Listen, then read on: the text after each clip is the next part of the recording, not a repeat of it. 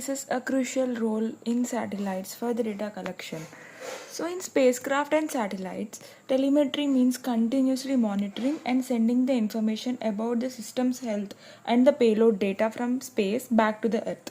So, telemetry typically contains housekeeping data, let's say the voltage, current, temperature, battery percentage, or memory usage, and also the payload data, let's say uh, the data from the IMUs for the which is used for the attitude control and detection, and the sun sensors, star trackers, magnetometers, etc. And if the payload takes any images, so then the image IDs are also stored. And it also contains event logs, let's say the error flags like resets, watchdog, and also the uptime, system's uptime in seconds. So once we define what telemetry parameters we want, the next step is the data collection. So the sensors measure voltage, current, temperature, and battery status, etc. And then the firmware collects these values periodically. Along with this, we log payload data like experiment results or sensor readings and system events like resets or errors. So in firmware, we generally use different communication protocols like ADC, I2C, SPI, Spacewire, etc. So the next step is packetization. So this is where raw telemetry values get framed into well-structured packet before sending it to the ground. So collecting telemetry values is just the first part, but the ground stations don't want random numbers. They want structured packets. So that's why in spacecraft systems we use standards like CCSDS, which is Consultative Committee for Space Data Systems. It is an international organization that develops data and communication standards for space agencies around the world. So, the CCSDS, according to that, the each packet carries a header, who sent it, sequence number and length, and the actual telemetry data, and a checksum to ensure that no corruption during transmission. To protect against bit flips and errors, spacecraft telemetry packets usually include error detection codes. So some of the common methods are simple checksum, which is to add up all the bytes, transmit the sum. It is easy but weak in terms of security. And the second method is the XOR checksum, which is to XOR all the bytes, which is even simpler but also weak.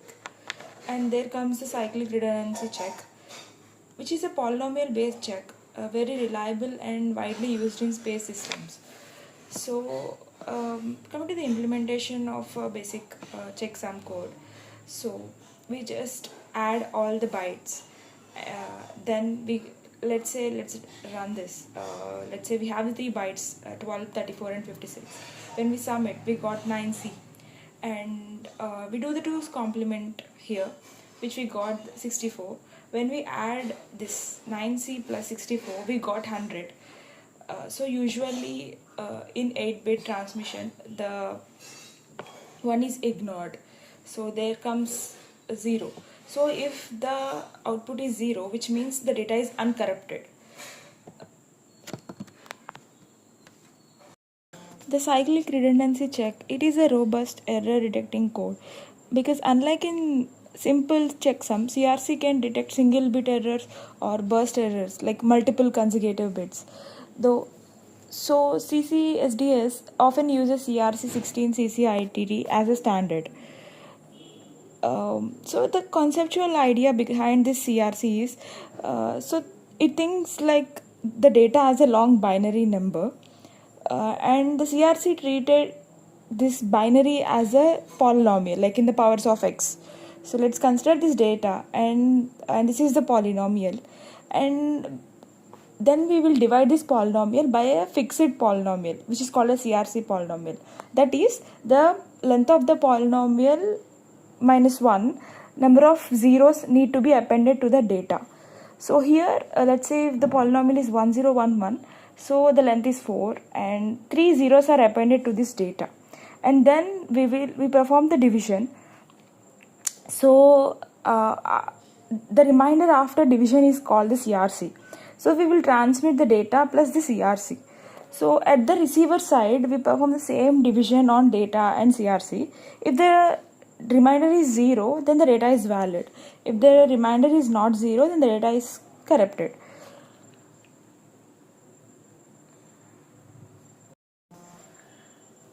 So the packets are not always sent immediately. Sometimes the satellite cannot contact the ground station due to the orbit position, antenna pointing, or link issues.